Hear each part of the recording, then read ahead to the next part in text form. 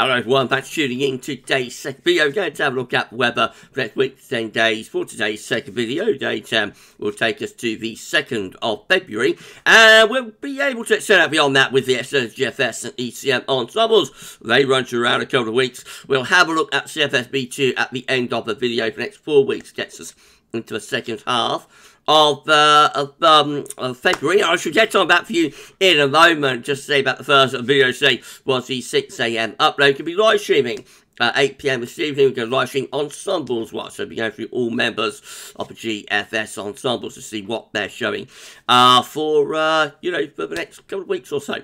And that be coming at 8 PM live here on the channel. So I shall see you then for that. Please like, share, subscribe.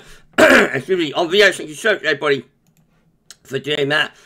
Been a very cold night last night. We'll have a look at that in a moment. Just start off with stratospheric data. So a significant warming of the stratosphere is now occurring over Siberia. You can see from the red colours there that a very intense warming is gathering pace over Siberia, far away from the Arctic Circle, of course, the North Pole and the Arctic still under those blue and purple colours there, with temperatures somewhere around -75 or something like that at 10 HPA. So running through the forecast of the GFS midnight run, we see that the warming over Siberia pushes into the Arctic and the North Pole, excuse me again, in around 4 or 5 days' time.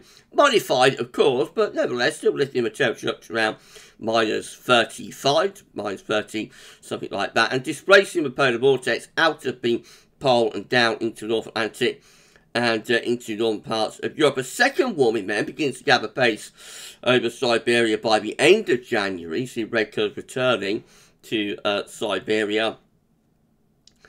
And that one increases temperature a little bit more in towards the North Pole around days 8, 9 and 10. Again, quite a significant warming event taking place there into the North Pole. This is a minor southern stratospheric warming. It's not a major southern stratospheric warming.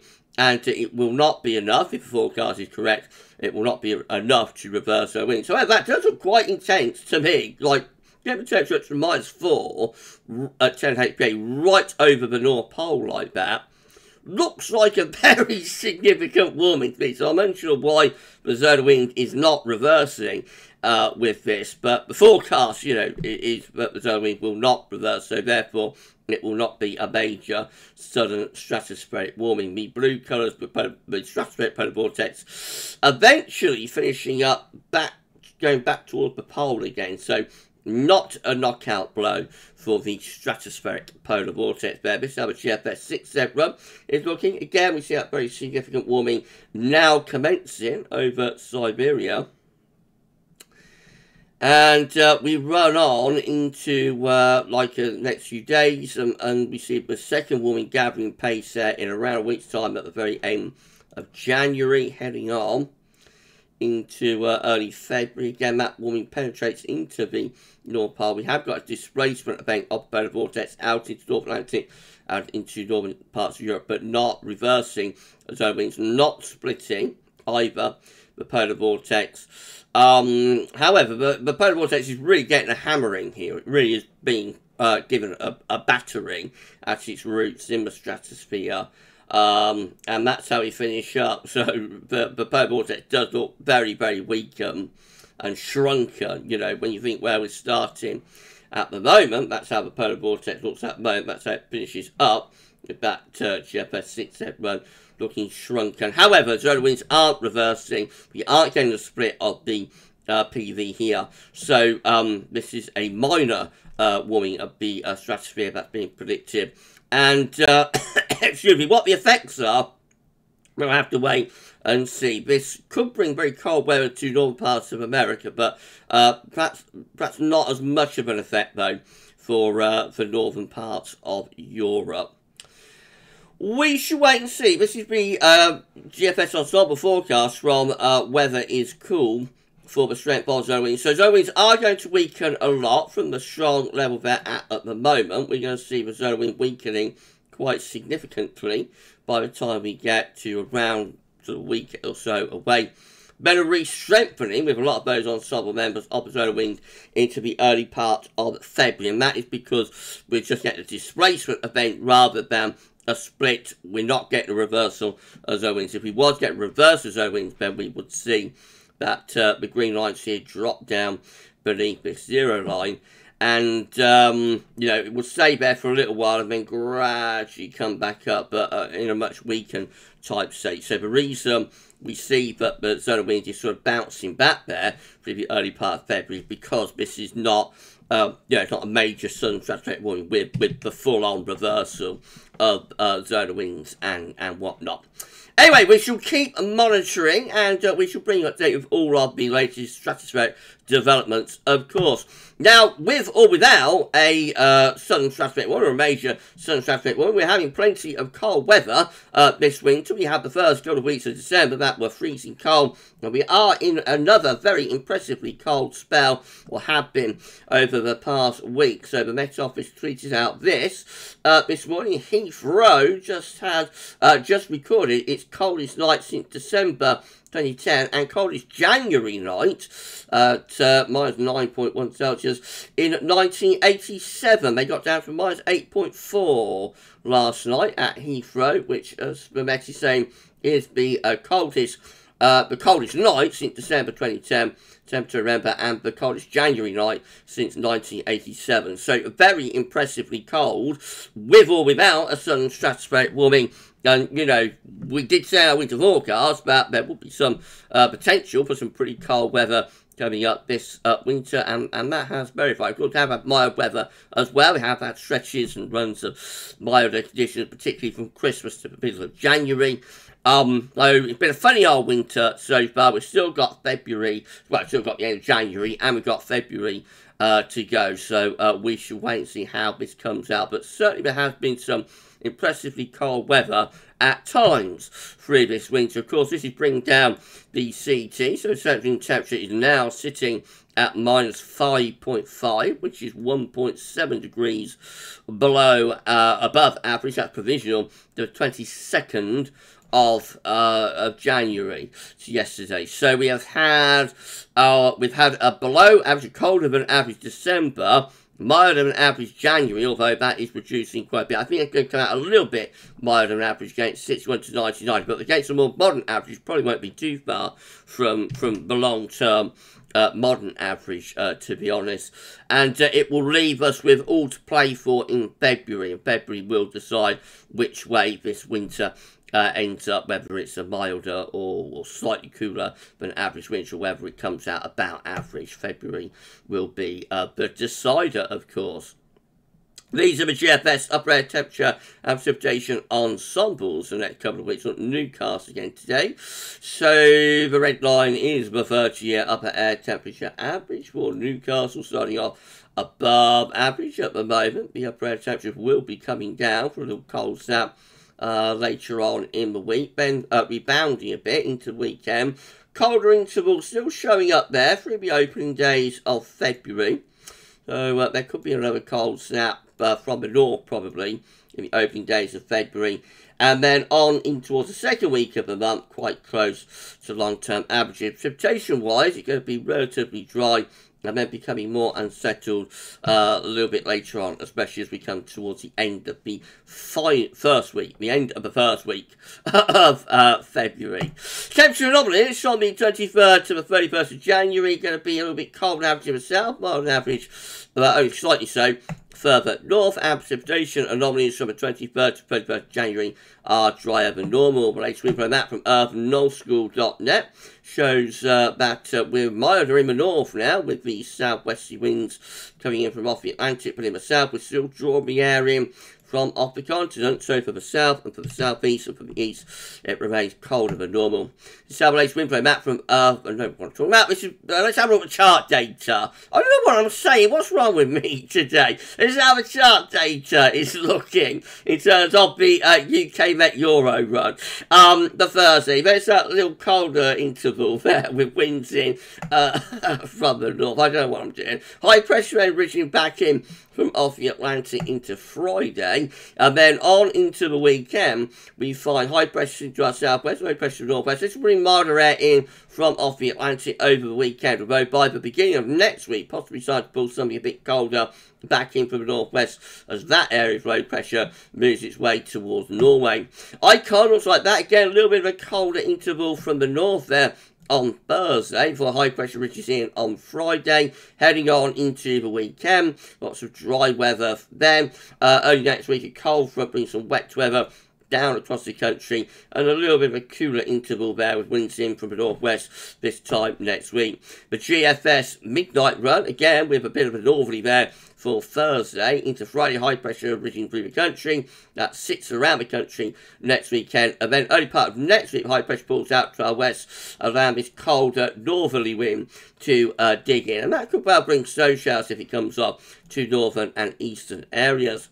Heading up towards daytime, we stay unsettled, or we become unsettled, with low pressure in from off Atlantic with bouts of rain.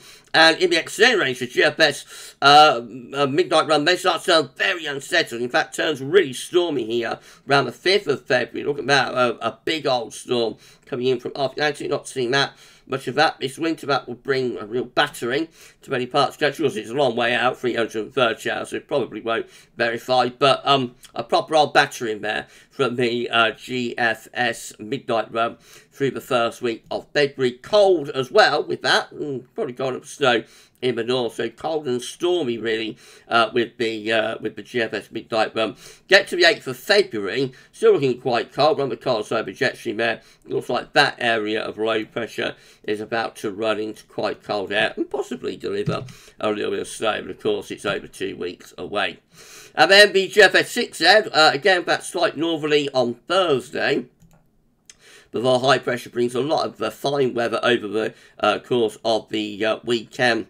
By the beginning of next week, the 6Z run takes high pressure out to the west and again pulls down this cold northerly. That could bring snow showers to northern and eastern areas through the early part of next week. Doesn't last for long. Low pressure back in from off the Atlantic by the middle of next week, but another slight northerly snap there around day 10 on the 2nd of February. And then same idea really as the midnight run. We go stormy through the extended range with the GFS 6Z. Deep low pressure coming in from off the Atlantic, finishing up looking like that. Bit of a strange chart. Looks like this low will be coming southwards with the jet stream, possibly introducing something colder from the northeast by then. If you're enjoying the video, please do you like, share, subscribe. Thank you so much everybody for doing that. And why not drop a comment and let us know what you think about this and all of our videos. And we thank you so much everybody for doing that. The GM looking like this with winds again for a slight northerly direction on Thursday before we turn milder and relatively settled into the weekend. High pressure just down to our southwest. Some rain perhaps for the north, but I think most areas looking reasonably dry and mild over the weekend. And we keep that going actually through to day 10. No northerly snap for the end of January with the gem.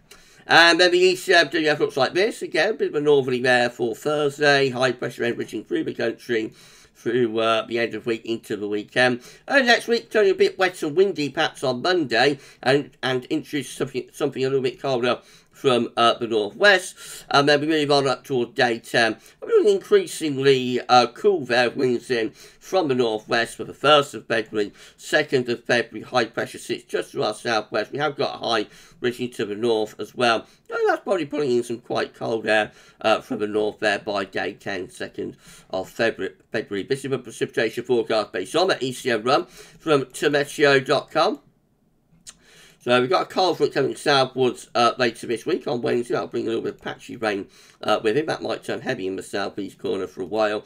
Then we're into largely dry weather end of week and into weekend. Some showery bursts here and there, but a lot of dry weather. And then early next week, further wet and windy weather coming in from off the Atlantic. Some of that precipitation turns to snow in the northern half of the country around day 9. That cold northwest, and that's how we look by day 10. This is the option on the table within the ECM ensembles today from ECM.int. Still not updated at the Icelandic Met-Office, but we have got the clusters today from ECM.int website. So this is the option on the table from the ECM ensembles for day 10. 2nd of February, with high pressure to our southwest and ridging into the country.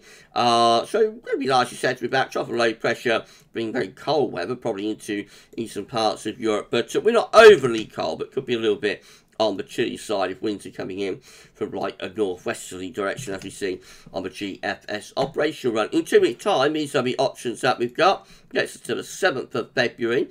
We have 15 members of the ECM ensembles with high pressure to the south, low pressure to the north. That's going to be relatively mild, largely dry though for the south. And then we've got 11 here with high pressure ridging up from the southwest through the country up to Scandinavia. That's going to be mostly dry, but probably quite cold. Winds could be coming in from the northeast with that slightly.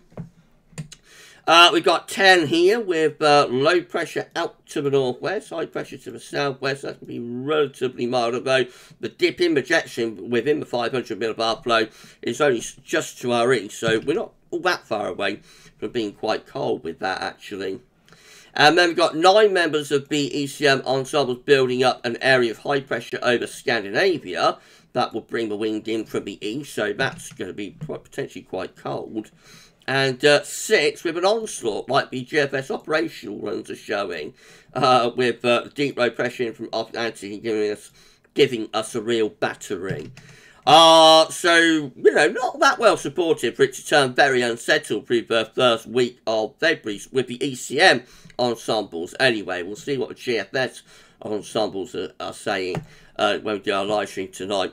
Finally, the CFS-V2, so these are 500 millibar height anomalies breaking down into week periods. The first week period takes from the 23rd to 29th of January. The coming week will be dominated by high pressure, so mostly dry and at the moment cold in the south. Week 2, going to be the 30th of January to the 5th of February. High pressure just to our east, low pressure out to the west. That's turning milder with winds coming in from the southwest. Still mainly dry in the south, more unsettled in the north. And then week 3, 6th to 12th February, looking very unsettled, low pressure in off the Atlantic, so we turn very unsettled there.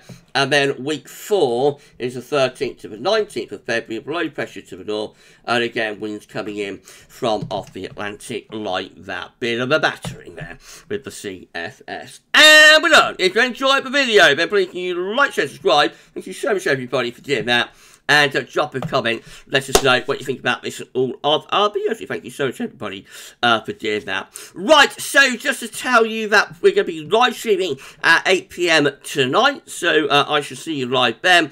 Tomorrow, got the 6 AM upload, the extended European Outlook, and 10 to 14 day. Keep checking back to the channel for more. For this week, for today's 10 to 14 day, that's all for now, and thanks for watching.